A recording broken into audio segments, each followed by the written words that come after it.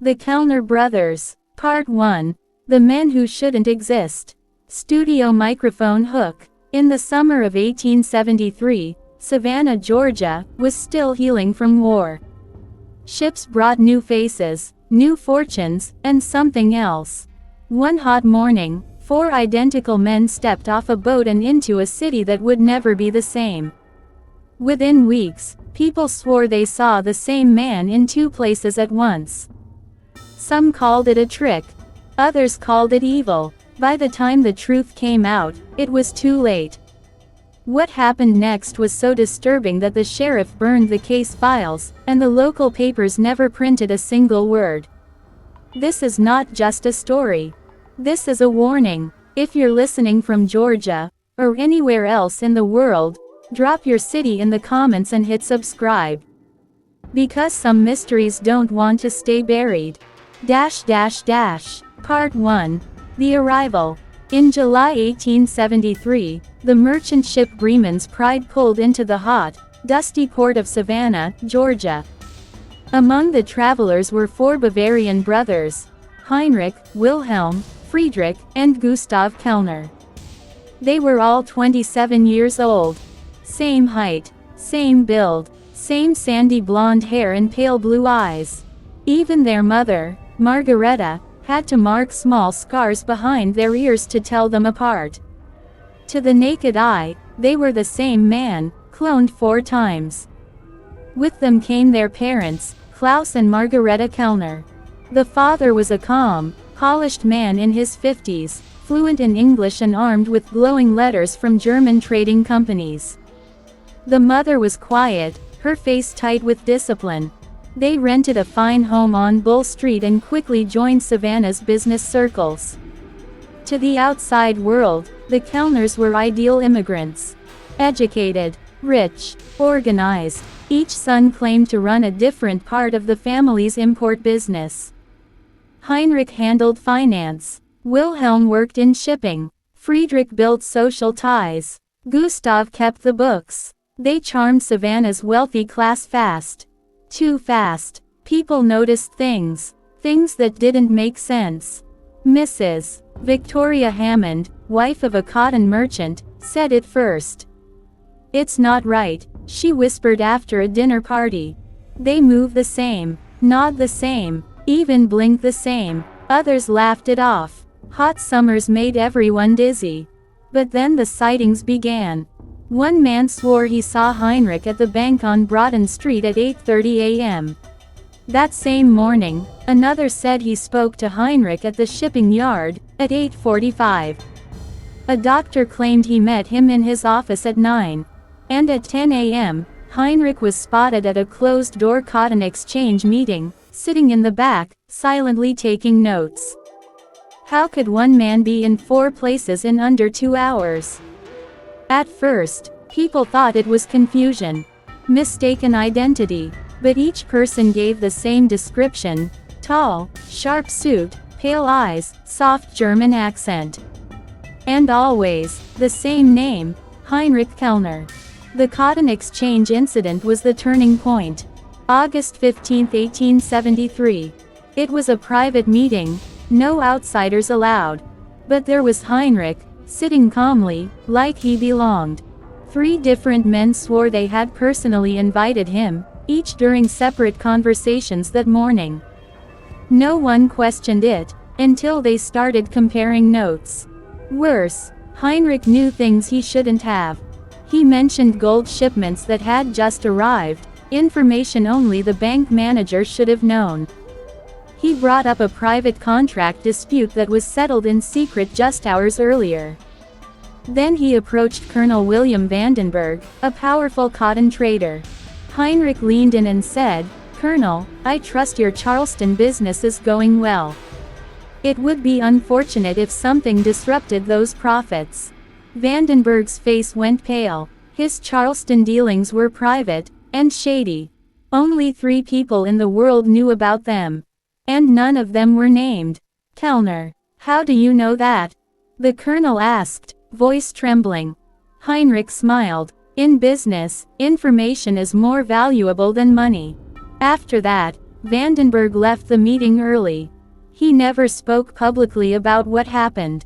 But 2 days later, he wired his cousin in Charleston and ended all his contracts there.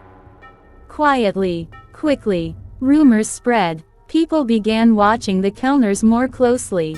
Someone said Wilhelm was seen arguing with a warehouse owner at the same moment Gustav was buying books across town. A young woman said she watched Friedrich walk into a church on Bull Street, but when she entered seconds later, it was Gustav sitting alone in the pew. Everywhere they went, they left confusion behind them. They were too smart, too in sync, too impossible. And always, always, the same question whispered in back rooms and shaded porches. How many of them are there really? The sheriff's office quietly collected 43 witness accounts over the next 6 months. But no charges were ever filed. No arrests. No interviews. Nothing. Because once the truth started to surface, it became clear that the Kellner brothers weren't breaking laws, they were bending reality. No one wanted to admit it. Not the church. Not the business leaders. Not even the scientists. But everyone felt it. This wasn't just a family of clever businessmen. This was something darker. And Savannah would never be the same again. Brain to be continued in part 2. The Eyes Behind the Curtain. In speech bubble. Don't forget to subscribe, share, and comment with your city below. You never know when a mystery like this might happen in your town. Would you like me to start writing part 2 now? Part 2. The Perfect Illusion. Studio microphone hook. What if the man you trusted with your business secrets wasn't the man you spoke to yesterday? What if there were 4 of him? What if they all knew everything about you, and you didn't even know their real plan? In 1873 Savannah, the Kellner brothers seemed like dream investors. But behind their polite smiles and matching suits was a plan so cold, so calculated, it shook the city's most powerful men to their core. Before we dive into this chilling second chapter, hit subscribe, drop your city in the comments, and tell us, what would you do if someone knew your every move, before you made it? Part 2. The Perfect Illusion. The strange rumors about the Kellner brothers weren't going away. On the morning of August 15, 1873, Savannah's business elite gathered at the Cotton Exchange. They were used to competition. But they weren't ready for something that broke the laws of time. After the meeting ended, several men began comparing notes. One swore he had met with Heinrich Kellner at the bank that morning. Another said Heinrich was in his shipping office at the exact same time. A third swore he saw Heinrich at the exchange. All 3 were right, and all 3 were terrified. That evening, Savannah's most respected businessmen met in secret. They called it the German situation. No one laughed. This wasn't paranoia. This was something much darker. They contacted Sheriff Marcus Redmond, a calm, serious man known for solving problems quietly. At first, the sheriff thought it might be jealousy or confusion. But the more he heard, the more uneasy he became. On August 20th, Sheriff Redmond launched a quiet investigation. He asked his best deputy, James Fairfax, to track the Kellner brothers. That same week, Deputy Fairfax followed Heinrich from the family's house at 8 a.m. He watched him enter the Cotton Exchange at 9. Fairfax stayed outside for the full 2 hours. But during that exact time, reports came in that Heinrich was also seen doing business at the shipping office, 3 blocks away. Something was very wrong. On August 25th, the sheriff knocked on the door of the Kellner's Bull Street home. The house was grand and filled with European furniture and letters written in German. Klaus Kellner, the father, greeted him with a cold smile. "Sheriff Redmond," he said in smooth English, "I understand there's been a misunderstanding." Redmond asked to speak with all 4 sons. Klaus hesitated. "They are in meetings across the city," he said. But within 30 minutes, all four returned, one by one, dressed in dark suits, entering through different doors. Sheriff Redmond questioned them about their schedules. Their answers were calm, smooth, and perfectly rehearsed. They claimed they planned carefully to avoid overlapping appointments. But the sheriff saw something chilling. The brothers spoke to each other without words. A small look, a brief nod, a twitch of the hand. It was like watching four puppets controlled by the same invisible string. And their explanations? Too perfect. Each one had answers for everything. They knew details about meetings they hadn't even attended. Heinrich claimed the reports were simply confused memories. "Dates and times blur, Sheriff," he said with a smile. "Especially in summer heat." But the sheriff had verified those times himself. Over the next weeks, the investigation widened. Sheriff Redmond began watching not just the brothers, but the entire family. What he found was beyond anything Savannah had ever faced. In Klaus's private study, Redmond discovered letters that didn't sound like business at all. They spoke of target evaluation, security weaknesses, and exploitation opportunities. It sounded more like military intelligence than cotton trading. Then came the worst part. There were files. Stacks of them. Each one was about a prominent Savannah family. Names, addresses, daily routines, financial problems, personal secrets, even affairs and hidden debts. The brothers weren't just smart businessmen. They were spies. And they were building something big. The sheriff sent telegrams to nearby cities. Responses came back fast and terrifying. Lawmen in Charleston, Augusta, and Atlanta all reported German brothers matching the same description, involved in similar activity. Same names, same tricks, same impossible stories. Back in Savannah, Deputy Fairfax made a breakthrough.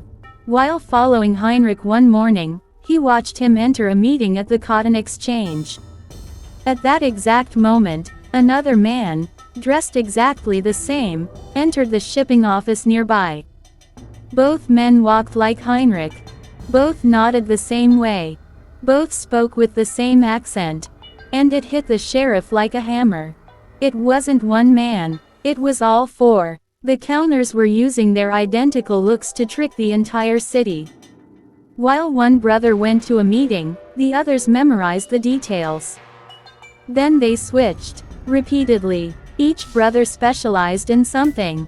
Heinrich gathered banking secrets, loans, gold shipments, debts. Wilhelm focused on shipping, cargo, routes, schedules. Friedrich worked social events, dinners, gossip, scandals. Gustav managed the network, gathering, recording, planning. They wrote down everything. Meetings, names, whispered secrets. Every morning, they reviewed the notes together so they could speak as if they had each lived the same day. The illusion was complete. To Savannah, they were one man, a man who seemed to know everything. But it didn't stop there.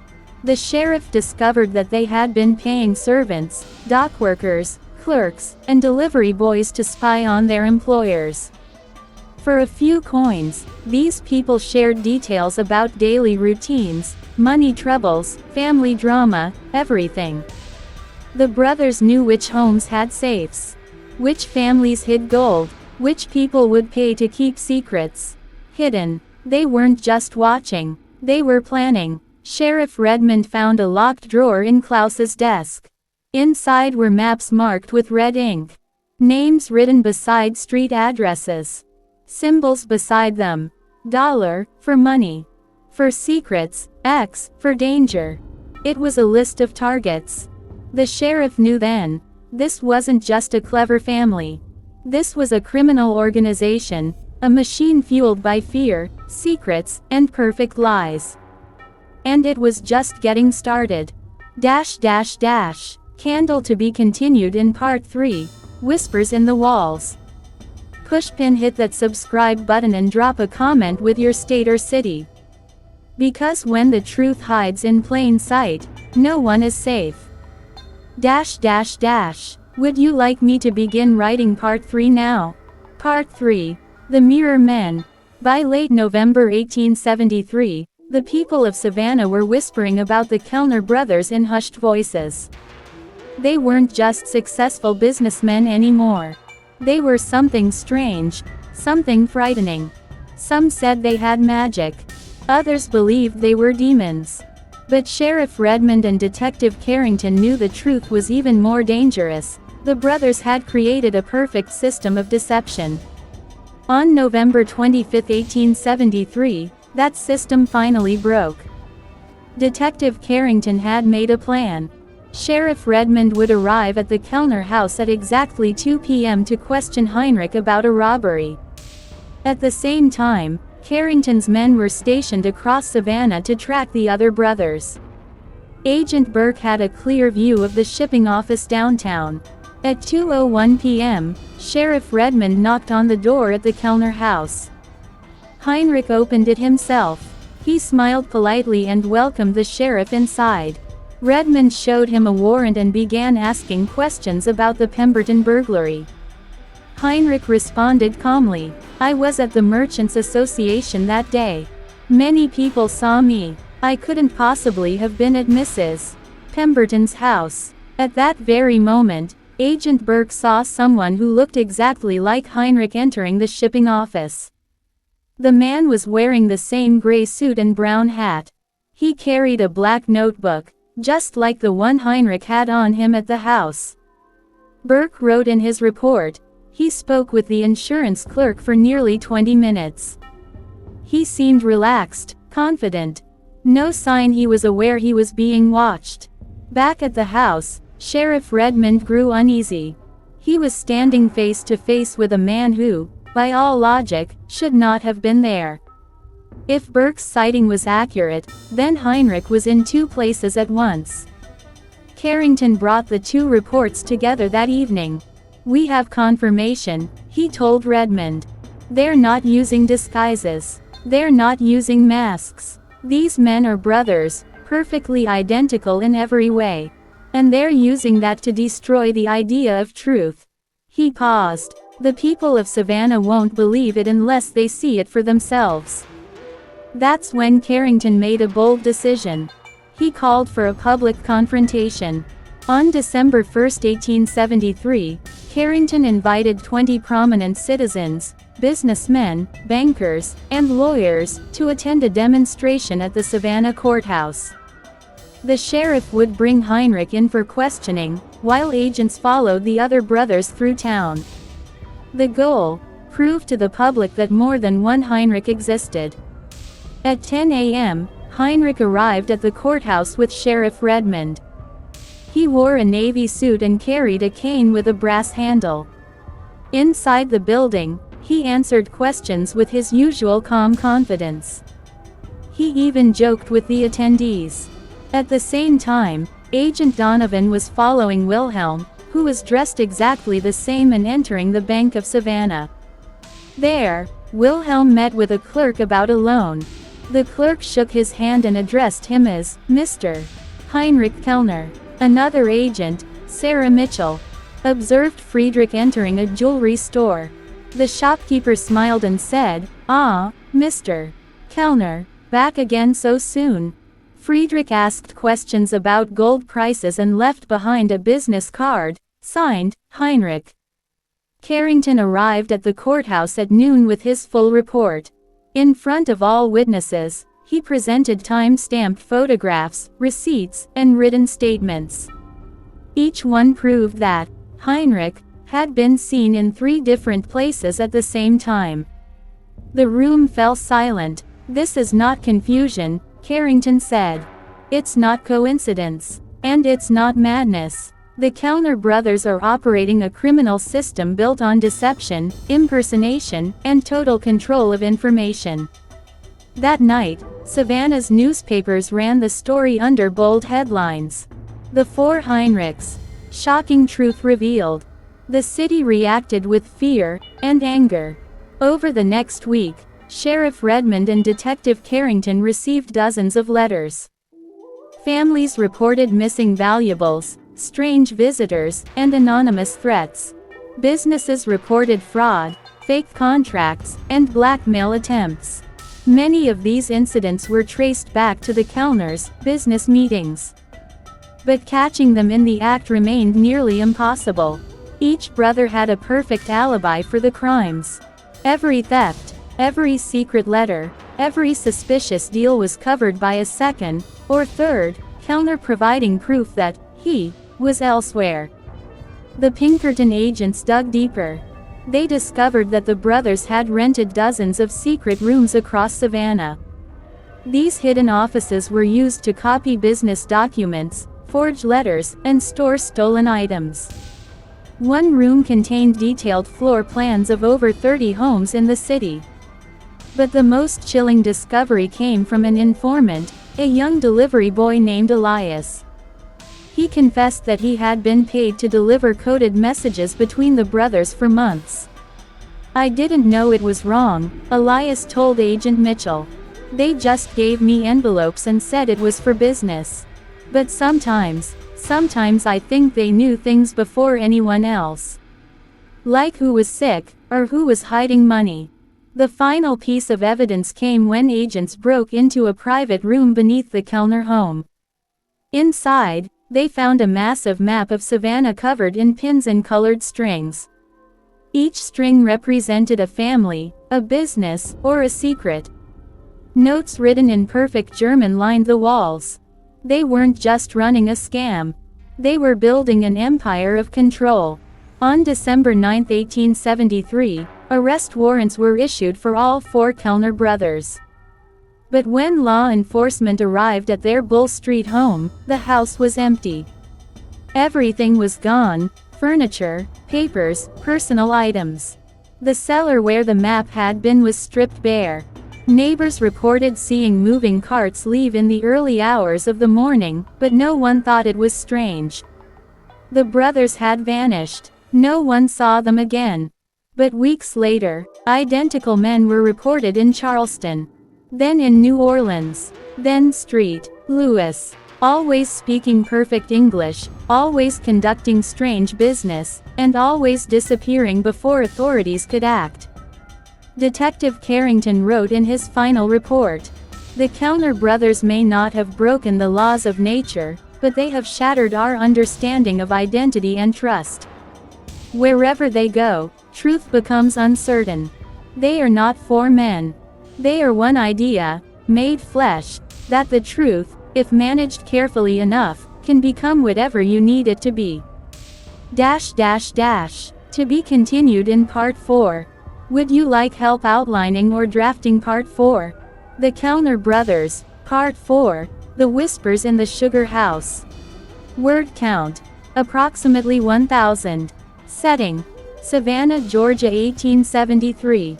Style: easy and simple English for an American YouTube audience.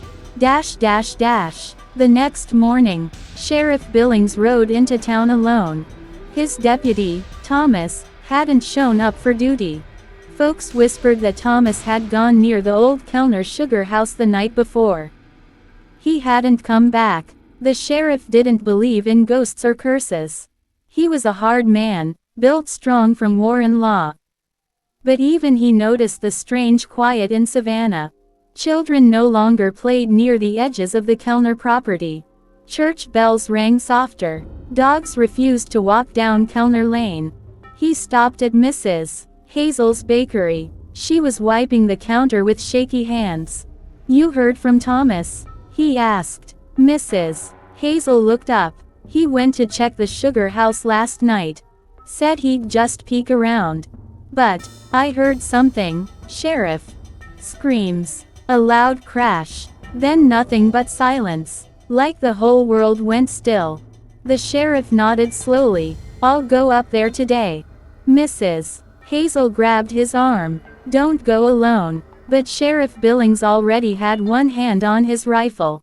The Kellner sugar house was built from stone and dark wood. Vines curled up the sides.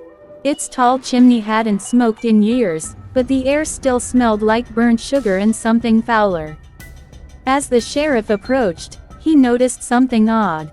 The front door wasn't locked. It creaked open with a long, slow groan. He stepped inside. It was cold, too cold for summer. The sheriff's breath came out in mist. The room was filled with old barrels, sacks of rotting molasses, and broken furniture. But it wasn't the sight that made his skin crawl, it was the whispers. Faint at first, like someone far away speaking under their breath. He raised his lantern. Shadows danced along the walls. One moved in the wrong direction. "Thomas," he called out. No answer. He stepped deeper into the room. The whispers grew louder. Still no words. Just noise, like voices underwater.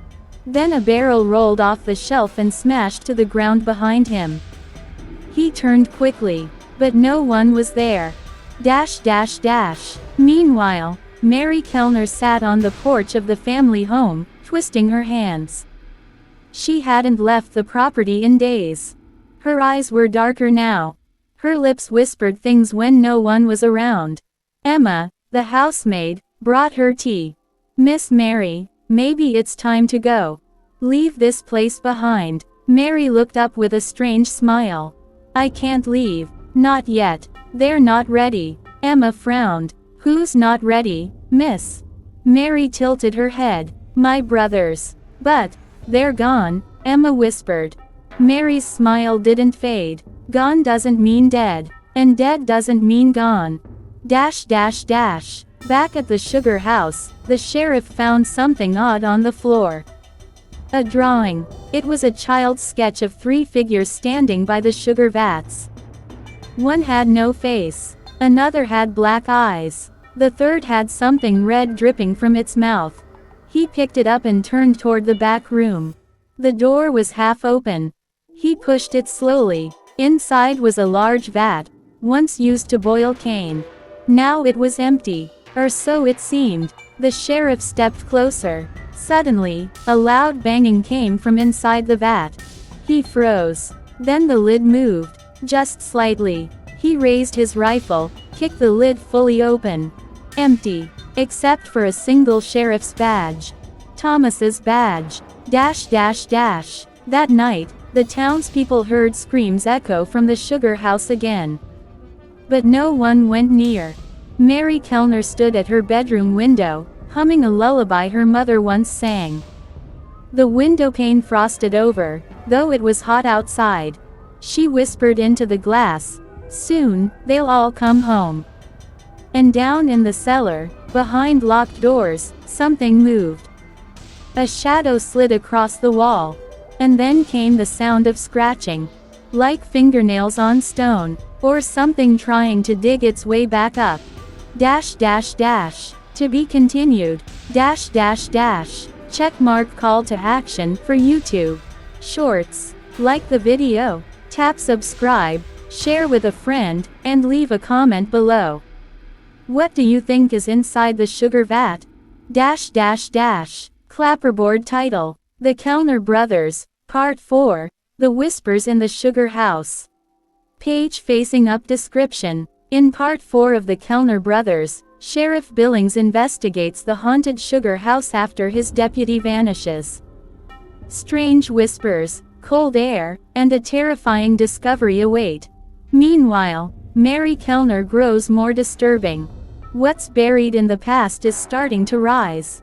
Headphone subscribe for more horror stories set in 1800s America. What if every locked door in your city hid a secret passage, one that led straight to your worst nightmare? Savannah's sheriff thought the Kellner mystery ended when the brothers vanished. But evil doesn't disappear, it digs deeper. Tonight, we follow those tunnels, and hear what's still breathing in the dark. Before the story begins, hit subscribe, share this video with a friend who loves creepy history, and drop your city in the comments. Could your hometown hide tunnels like these? Part 5. The Tunnels Beneath the River. Sheriff Billings didn't sleep after the sugar house visit. The cold air, the whispers, and Deputy Thomas's lonely badge haunted him. By dawn he gathered 6 trusted men, 2 Pinkerton agents, the town blacksmith, and 3 steady farmers, and rode back to the abandoned refinery. They carried rifles, lanterns, and thick ropes. None of them spoke during the ride. The only sound was the river, rolling past docks where the Kellners once planned their deals. 1. A door no one noticed. Inside the sugar house the air was still icy. Sunlight cut through cracks in the roof, lighting dust like falling snow. The smashed barrel was right where the sheriff had left it, but something new waited on the floor, a single white carnation. Agent Sarah Mitchell picked it up. "In Germany these flowers mean farewell," she whispered. Behind the broken vats, the blacksmith spotted iron hinges set into the brick wall, hinges disguised by soot. They pried until a narrow door swung open with a hiss of stale air. Steps led down into total darkness. Scratches covered the stone, as if someone, or something, had crawled its way inside. 2. The tunnel map. 30 feet below ground, the stairs ended at a corridor tall enough for one man to walk hunched over. Faint blue chalk marks dotted the bricks. Carrington's other agent, Donovan, recognized the pattern. "These are wayfinding symbols," he muttered. "Thieves in London use them." After 10 minutes they reached a chamber lit by a single candle stub. Papers lay on a crude wooden table. Floor plans of Savannah mansions, sketches of bank vaults, and lists of servants' schedules. At the center was a larger sheet titled, Operation Night Harvest. Next to each target address was a date, every one within the next 6 weeks. Pinned to the wall was a small drawing of Savannah's riverfront. Thin red lines snaked beneath streets, connecting warehouse basements, church crypts, and the old Kellner house. The sheriff felt the hairs on his neck rise. "They built an underground highway," he breathed, "right under our boots." 3. Mary's gathering storm. While the search party studied the map, Mary Kellner sat alone in the empty parlor of her family home. Furniture was gone, only dusty outlines on the wallpaper remained. She closed her eyes and began to hum. Footsteps echoed in the hallway, soft, measured, identical. One by one, 4 shadows filled the doorway. Heinrich, Wilhelm, Friedrich, Gustav. Alive, untouched. Their eyes, once icy blue, now seemed darker, like deep water at night. Mary didn't look surprised. "Savannah still sleeps," she said softly. "But the tunnels are open, and the harvest is ready." Gustav placed a leather ledger in her lap.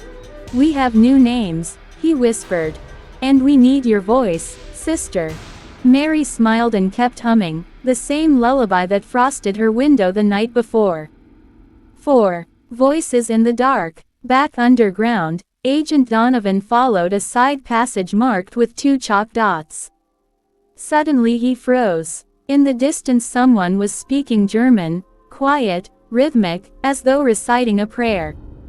The sheriff signaled the group forward. They turned a corner and nearly stepped into an underground river culvert. Across the rushing water stood Wilhelm Kellner, lantern held high.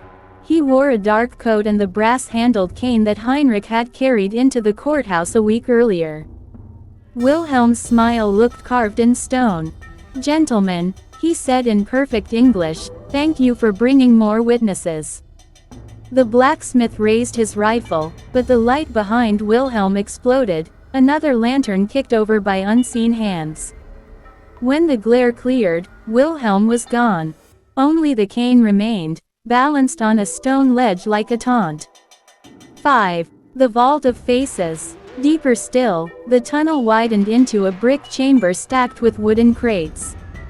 Inside, the men found ledger books matching noble families to secret weaknesses, gambling debts, hidden children, counterfeit land deeds. But the worst discovery was a wall of small framed sketches. Each drawing was a stranger's face, over 50 of them, pinned like butterflies. Every victim stared outward with empty pencil eyes.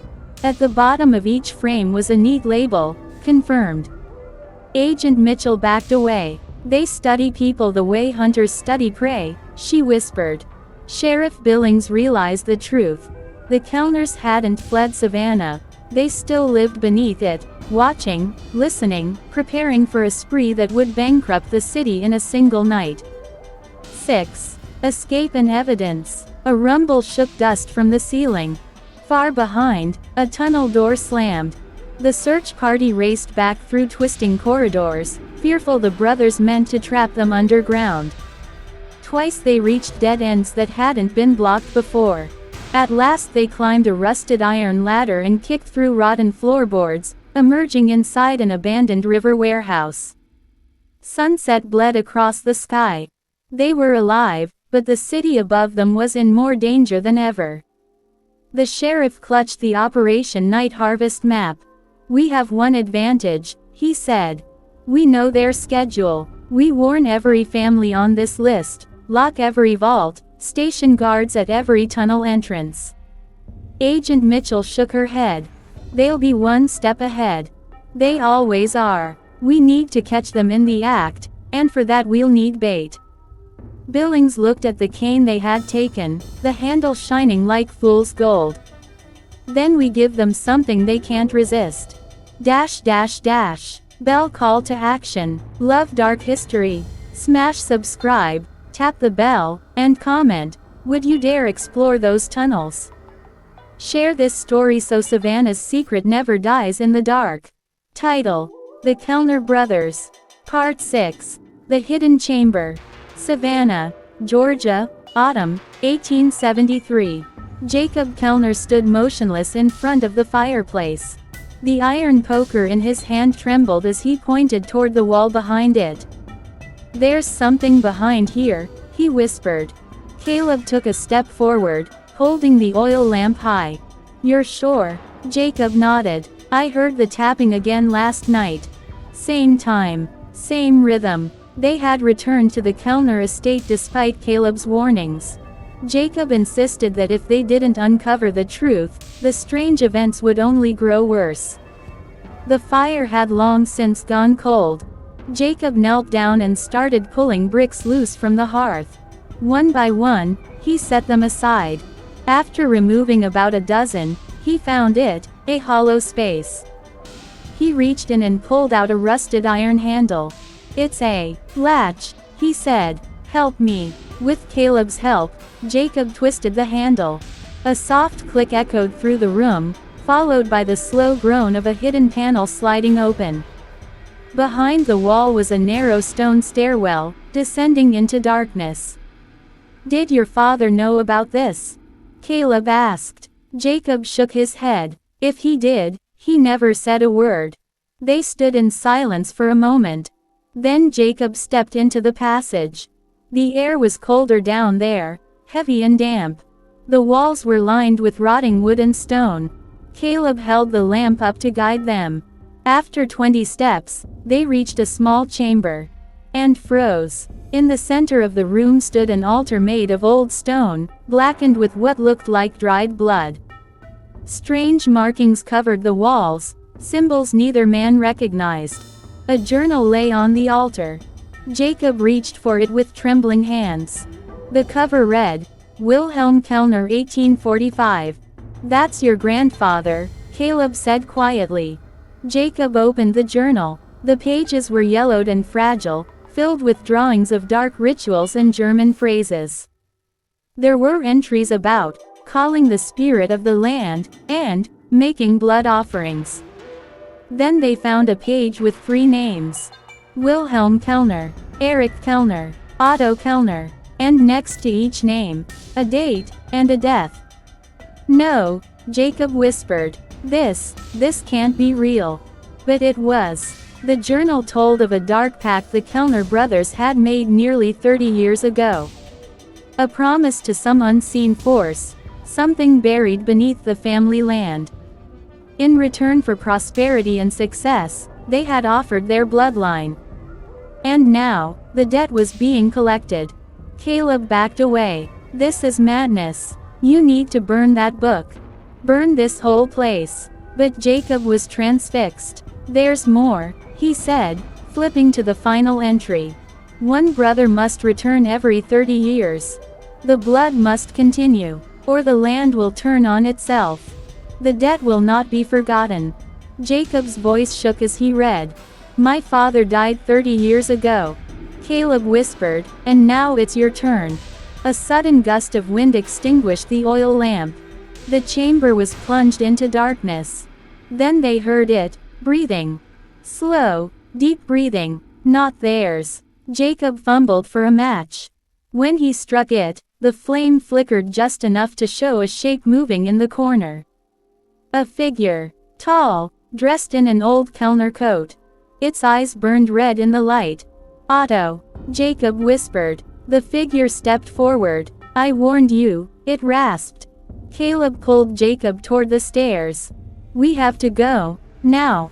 They ran up the steps, stumbling as the air behind them seemed to press forward like a great weight. When they reached the parlor, the secret panel slammed shut on its own. They didn't speak for several minutes. Both men stared at the fireplace, breathless and pale. What did we awaken? Caleb finally asked. Jacob looked down at the journal clutched in his arms. Something older than this house. Older than us all. He threw the book into the fire. The flames roared high, but the journal did not burn. Instead, a scream came from within the flames, long, deep, and filled with agony. Then silence. Outside, the wind howled. Inside, the Kellner brothers' curse had only just begun. Part 7 coming next. The Kellner Brothers, Part 7, A Whisper in the Basement. Genre: historical horror. Setting: 1873, Savannah, Georgia. Language: simple English. Word count: approximately 1,000. For days, Caleb Kellner had not slept. He sat in the parlor of the Kellner estate, staring at the fireplace long after the flames had died. His hands shook. His eyes were red. Something was happening in the house, something dark and hidden. Every night, he heard the whispers. They came from the basement. It was the same each time. A voice like wind, soft but cold, called his name. Caleb, Caleb, come down, come see. He had locked the basement door. He had put a chair under the handle. He had prayed, but the voice kept coming. A knock at midnight. It was just past midnight when he heard it again. Knock, knock. The sound came from the back hallway. Caleb grabbed a lantern and walked slowly, his feet silent on the wooden floor. As he passed the stairs, the knocking stopped. Then came the whisper. Caleb, he is waiting, he is hungry. Caleb turned toward the basement door. The lock had been broken. The chair was gone. His heart pounded. He should have run, but he opened the door. Darkness waited below. The descent. Caleb lit the lantern and stepped down slowly. The air was thick, damp, and cold. The walls sweated. The wood groaned. With every step, the voice grew louder. You left him. You left your brother in the fire. No, Caleb whispered back. We buried him. We mourned him. But the voice didn't stop. You left him screaming. Caleb shook his head. We tried to save him. We tried. His feet reached the stone floor. The lantern flickered. And then, he saw it. The shadow in the corner. A shape stood in the far corner of the basement. It looked like a man, but twisted, hunched, wrong. Its skin was pale gray. Its arms were too long. And where its eyes should have been, there were only deep, dark holes. Caleb, the thing said, do you remember me? Caleb gasped. Jonathan. The figure took a step forward. Its voice changed, becoming higher, like the scream of a child inside a well. You let me burn. You locked the door. You ran. No. Caleb cried, backing away. It wasn't like that. We thought you were already dead. The shadow took another step forward. You never came back for me. Confession in the dark. Caleb dropped to his knees. We were children, John. We didn't understand. The fire spread too fast. Father grabbed Walter and ran. I tried to go back, I swear. The creature paused. For a moment, it swayed like a tree in the wind. Then it said, lies. A loud screech echoed through the basement. Caleb's lantern went out. Now there was only darkness. And breath. Hot breath near his ear. Prove it, Caleb, the voice whispered. Prove you loved me. A frantic escape. Caleb stumbled in the dark, hitting boxes and crates. He crawled toward the stairs, but the door slammed shut above. He pounded on it, screamed. Then the creature grabbed his ankle. Stay, it hissed. We can be a family again. Caleb kicked and pulled himself free. His hand found an old shovel. With all his strength, he swung it behind him. A sickening crunch. A scream that shattered his thoughts. The hand let go. Caleb raced up the stairs, slammed his shoulder into the door, and it burst open. He didn't stop running until he was outside in the rain. A visit to the graveyard. The next day, soaked and shaking, Caleb went to the family graveyard behind the estate. He stopped in front of Jonathan's grave. The earth was broken. The grave had been dug up. The coffin was empty. Caleb fell to his knees. What did we do? He whispered. What did we bring back? Behind him, a cold breeze blew. And somewhere, far away but drawing closer, a child laughed. To be continued in Part 8. The Kellner Brothers, Part 8.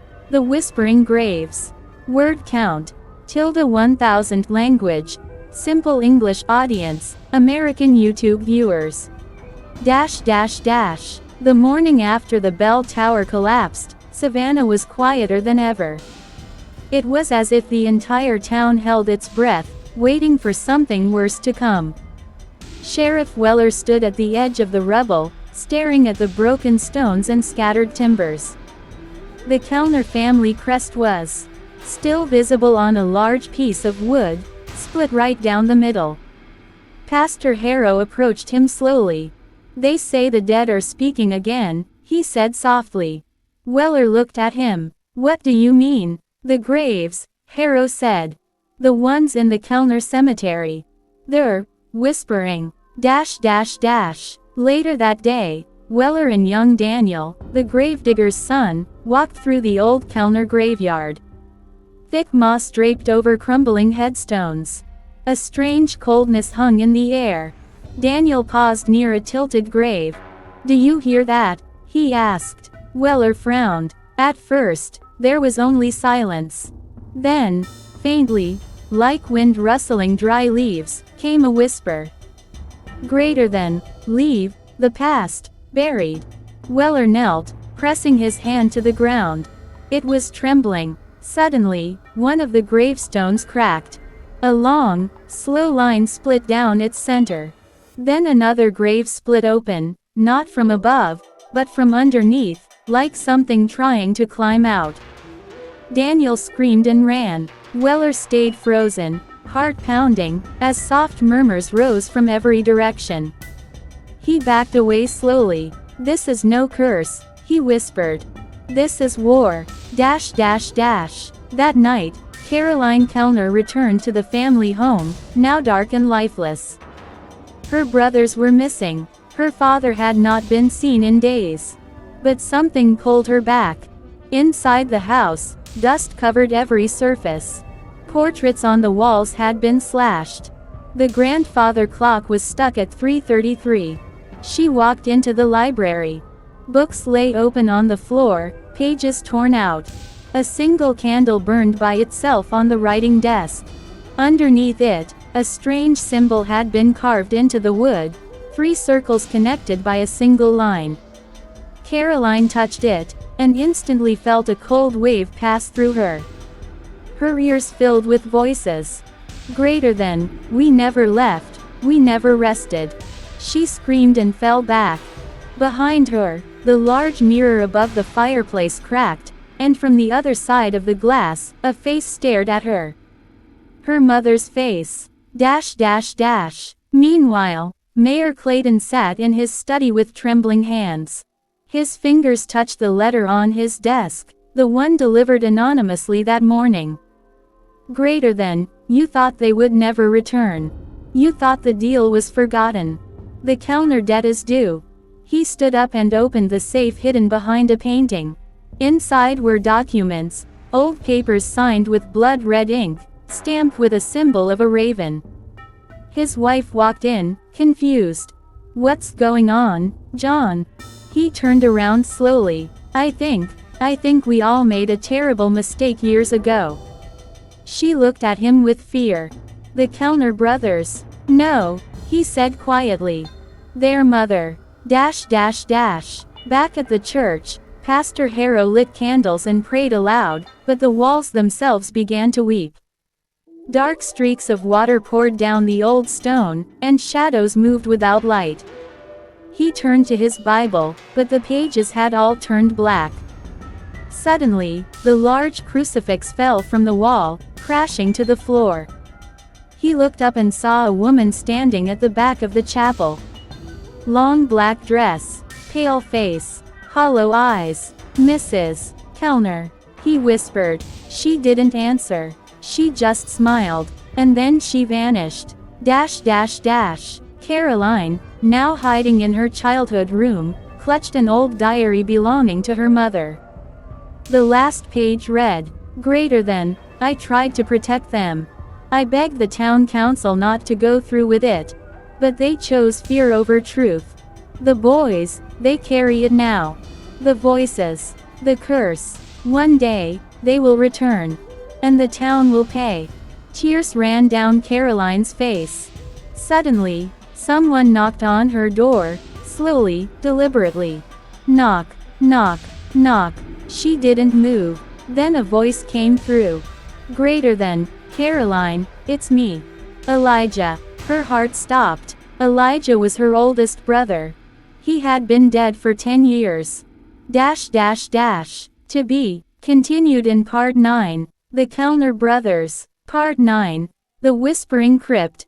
1873. Savannah, Georgia. 1000 words, simple English. The morning fog hung low over the Kellner plantation, thick like milk. Caleb stood alone in the graveyard, staring at the old family crypt carved into the hillside. His brother Elijah had vanished the night before, right after the bell in the dead tree rang again. The townsfolk were leaving. Even Pastor Whitman, once the family's only visitor, had burned his own sermon book and fled in the night. Only Caleb remained. Inside the house, the portraits of the Kellner ancestors had changed again. Their painted eyes now looked hollow and bruised, and some smiled with too many teeth. But it was the crypt that pulled at Caleb now. He gripped a lantern and stepped down the moss-covered steps, each one echoing like a drumbeat in his chest. The iron doors creaked open with a scream that didn't sound mechanical, it sounded human. Inside, the air was cold and sharp. Rows of dusty coffins lined the walls, but something new was carved into the stone. Sons return. Blood remembers. Bones rise. He held up his lantern. Shadows twisted in the corners like they were alive. Elijah, he whispered. There was no answer. But he heard something. Soft voices. Whispering. Too many to count. Not in English, but in a language that felt older than the earth. As he moved deeper inside, he found a stairwell leading down, deeper than any grave should go. He took the steps slowly. With every level, the walls became darker, damper, and more alive. It was as if the stone was breathing. On the 4th level, he saw something that stopped him cold. Elijah's coat, neatly folded on the floor, next to a pool of dark, thick blood. Caleb's breath caught. He knelt down, reaching out. Then, a whisper in his ear. "Leave." He turned sharply. No one. But the whisper came again. "Leave, brother." It was Elijah's voice. Caleb stood. "Where are you?" But no reply came. Suddenly, the lantern flickered. Then it went out. The darkness swallowed everything. In the pitch black, Caleb felt something touch his hand. Cold, thin, like a child's fingers. He pulled back, but then something else gripped his arm tightly. Not to hurt him, but to hold him still. "You shouldn't be here," said a voice behind him. Not Elijah, not human. A low growl filled the space. Then came the scraping, bones on stone. Many of them. He lit a match. For a second, he saw them.